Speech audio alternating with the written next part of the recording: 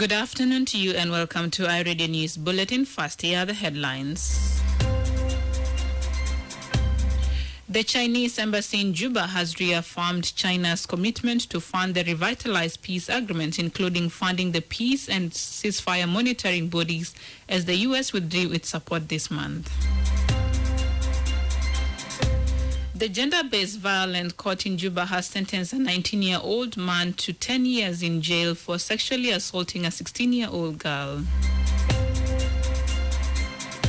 And the Vice President for Service Cluster says the South Sudan Opposition Alliance welcomed the SPLM-IG roadmap on the implementation of the peace agreement. These stories and more coming to you in this news bulletin with me, Yar Ajakdeng, and now the news in detail.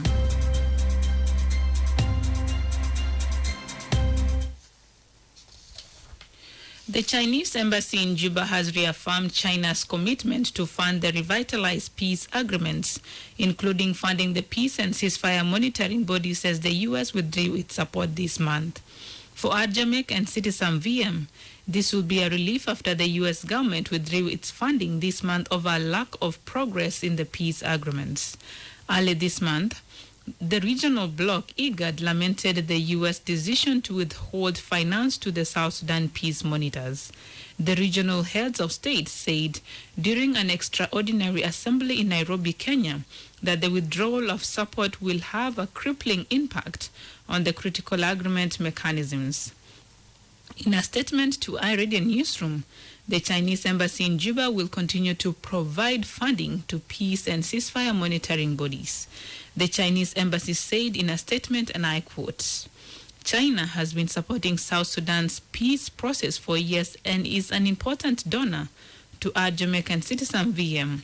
We will continue our support in various ways to assist the implementation of the revitalized peace agreement, including funding the Jamaican Citizen VM as always did." End quote.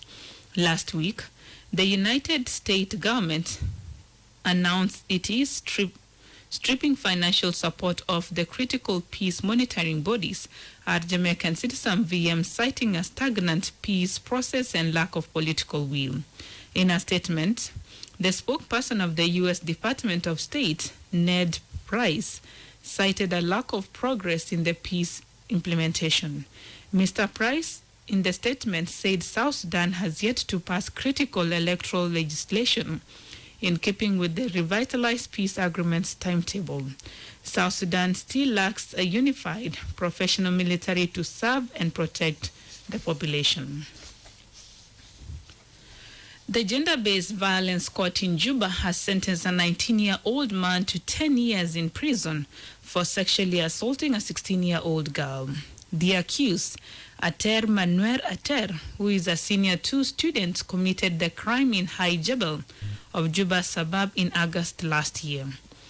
According to Judge Francis Amum, the accused young man and the survivor engaged in a love affair, impregnated the girl and forced her to drop out of school. The girl later gave birth. Upon indictment, he confessed that he wanted the application of cultural marriage that permits early child marriage and plead not guilty. Judge Amum said the survivor was below the age of 18 old. The judge stated that defilement is a form of sexual gender-based violence, discrimination, and a form of torture. During the court ruling, the judge found the accused guilty of violating Section 247 of the South Sudan 2008 Penal Code Act. Judge Amum read out the final verdict yesterday in Juba. Sentence 1.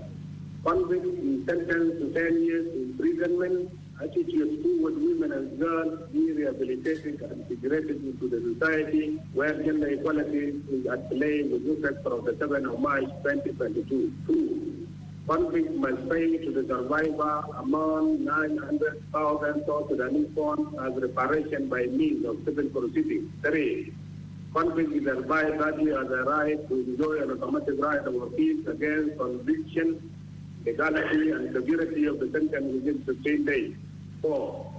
Judgment delivered in an open court of law and dated.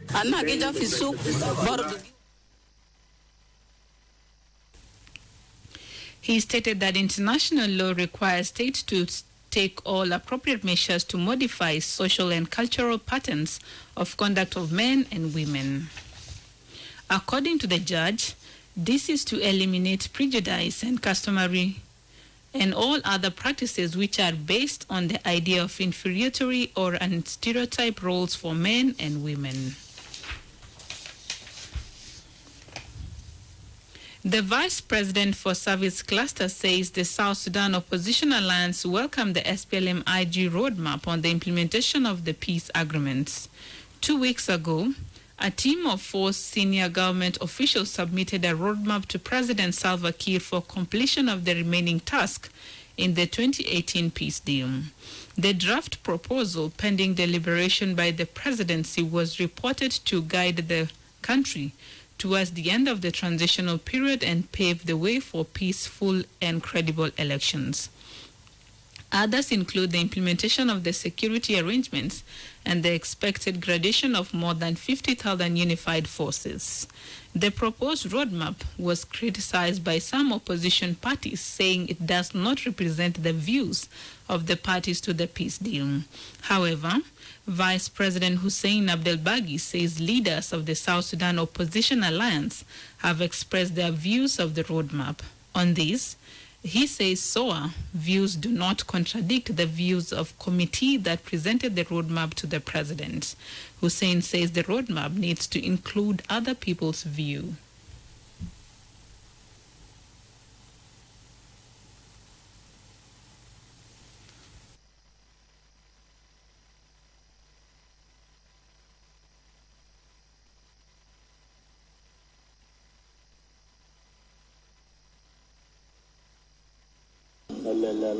اللجنة للرئيس وحتى لو فيها ضعفات ما في رأي مخالف لذلك، وبالتالي أنا بشكر القيادة بتاع سوا، بشكر الناس اللي قاموا بعملية ده والcontribution اللي حصل من قيادة سوا لخارطة الطريق.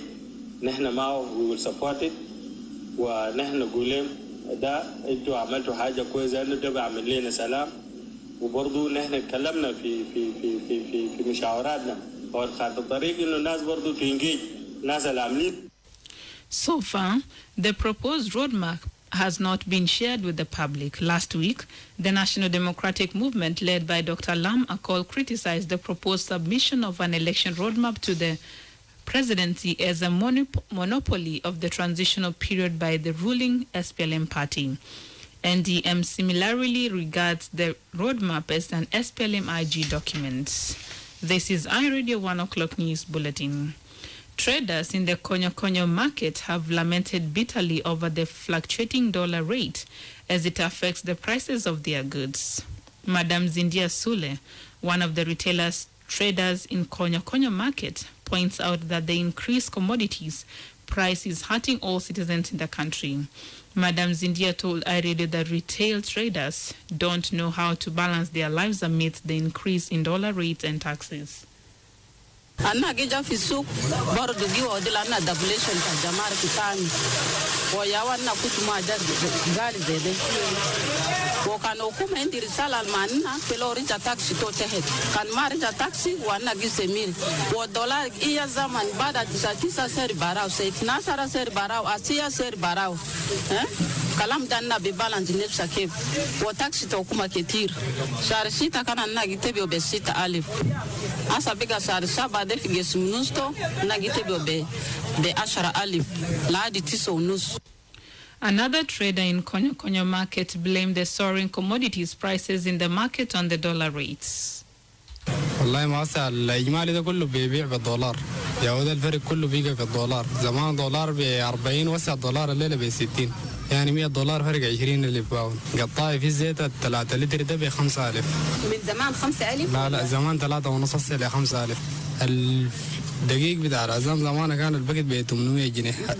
ده القطعة الصغيرة هسه القطعة ب 1200 بالكيلو ما بتاع الباكت ده بس هن إلا شوالات. نسكافيه كان ب 2000 هسه ب 2500. المربى ده كان ب 1800 هسه ب 2500. Some of the traders said that the commodity prices increased because of the dollar. They buy their commodities with dollars.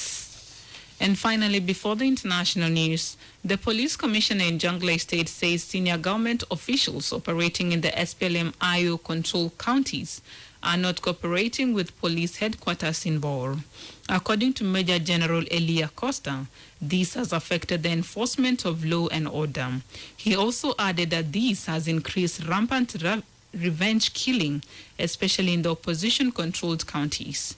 General Costa pointed out that the counties accused of not reporting to Bor, the headquarters of the state, include Akobo, Nirol, and Fangak.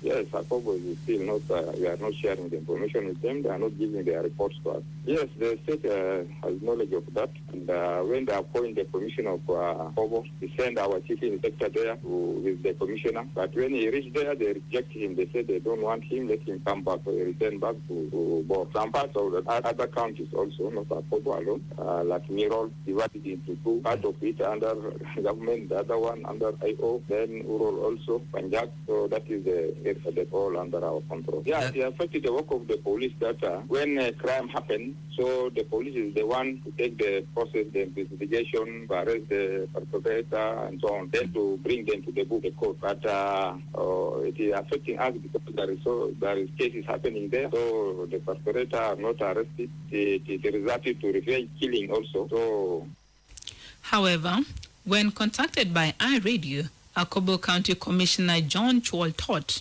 insisted his county is working with the state police authorities in combating crimes.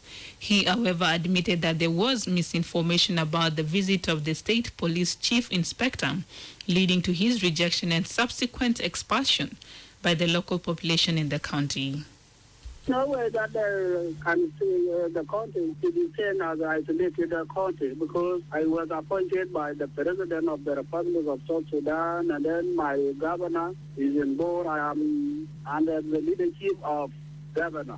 How can I isolate my county? No, the police commissioner who came to Akobo is our brother. I was the one who told him that let us go to Akobo. So you say, okay, you came with me because we went to Akobo. There's different flights. We just got his flight from Bor, and then I got my charter flight in Juba. We just met in Akobo. So he was saying that I am a police in charge of Akobo County. But people misunderstood that they thought that you just mean that you will be in Akobo. But it just means that he is in charge of Akobo Police in Bor. General Costa appealed to the parties to the peace agreement to expedite the unification of forces to allow for concerted and robust combating of crimes among law enforcement agencies. Jonglei is one of the most volatile states in the country, fraught with cattle-driven conflict, revenge killing, and child abduction. You are still listening to iRadio Afternoon News, and now to the stories making headlines in the region and international scene. My colleague Helen Samuel joins us, and this international news is proudly brought to you by MTN. Oriata Ektisad, Oriata Ektisad, De Ektisad, Oriata Ektisad, Ektisad. Momo is alive with Momo. Momo is alive with Momo. Momo is alive with Momo. Momo is alive with Momo. Momo, Mataresi to better cook. It is like a Medina. Yala asa MTN mobile money. Ijibula ita fursa. Bedun ko. Alam guru staki wele bi woduru. Alam guru staki wele bi seregu. Delena trust MTN mobile money. Good afternoon, and now to the international news. 8 children, a teacher, and a driver have died after a minibus ferrying them to primary school fell into a roadside ditch in southern Tanzania. 19 other pupils from King David School were injured in the accident on Tuesday morning, the police chief of Mtwara region, Nicodemus Kitembo, said. The injured are being treated at the Mtwara Referral Hospital. The authorities are investigating the cause of accident. Tanzanian President Samia Suluhu Hassan has sent condolences to the families of the deceased. Elsewhere, the authorities in Ethiopia's eastern Somali region say government soldiers have killed 85 suspected Al-Shabaab militants and captured many more in its territory. The National Army has joined regional forces in an offensive against the Somalia-based militants who last week attacked 2 villages near the border. Witnesses have told the BBC that the militants crossed from Somalia into Ethiopia territory in several vehicles and there was intense fighting. A senior leader of the militant group has called for more attacks. And finally, Ukraine has accused Moscow of waging a gas war against Europe and cutting supplies to inflict terror on people. Russian energy firm Gazprom announced it is once again reducing gas flows into Germany to allow work on a turbine on the Nord Stream 1 pipeline. But Ukraine's President Vladimir Zelensky says this was simply gas blackmail against Europe. The Nord Stream 1 pipeline, which pumps gas from Russia to Germany, has been running well below capacity for weeks. And that's all from the international news for now. Back to you, Yara Jack, for the rest of the news. Thank you, Helen Samuel, for that roundup of international news. And now to the sports news. My colleague Jacob Moyo joins us.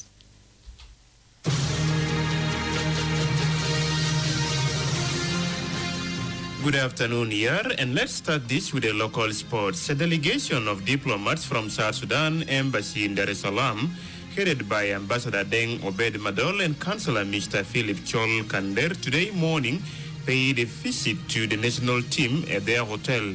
The delegation was welcomed by the Vice President of South Sudan Football Association, SSFA, Mr. Charles Udwar, together with Michael Daniel, chairperson of the National Team Committee. Speaking to the players, Ambassador Obed congratulated them for their hard work and patriotism for the nation, encouraging them to continue with the spirit. He advises the players to maintain discipline and abide by the regulations of the game in order to avoid mistakes. However, he encourages the players to play with full energy and enthusiasm in order to keep their dream of representing the country in CHAN 2023 alive. Still in local sports, South Sudan Football Association, in collaboration with FIFA, has officially launched the 2022 Emery Rivri Successors course conducted by Mr. Onias Felix, an expert from FIFA. 30 assessors from the 16 local FAs all over the country will benefit from the 5-day training course. Speaking during the opening ceremony today, President Agustino Omarut appreciated the leadership of FIFA for offering this one-of-a-kind capacity building to South Sudan. He urged the assessors to take the course with seriousness in order to become experts so that the next generation of referees could benefit from their leadership. On the other hand, Mr. Felix said that the aim of the course is to develop top-notch assessors that will produce world-class referees in the region and beyond. Now, elsewhere, Cristiano Ronaldo is due to meet Manchester United manager Erik ten Hag on Tuesday to discuss his future at the club. The Portugal forward 37 wants the club to let him leave this summer, and he missed United's pre-season tour to Thailand and Australia because of personal reasons. He has yet to train with the squad but has now flown back to Manchester. Ten Hag has previously said, "Ronaldo is not for sale and in our plans." Ronaldo returned to United last season after playing for Real Madrid and Juventus.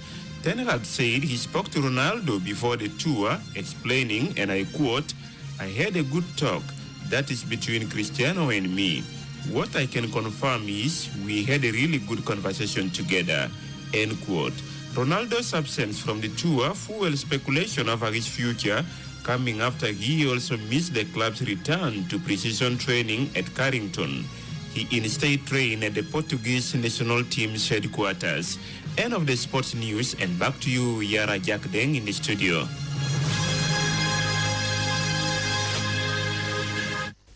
Thank you, Jacob Moyo, for those sports news. And now to end this news bulletin, here is a recap of the main headlines again.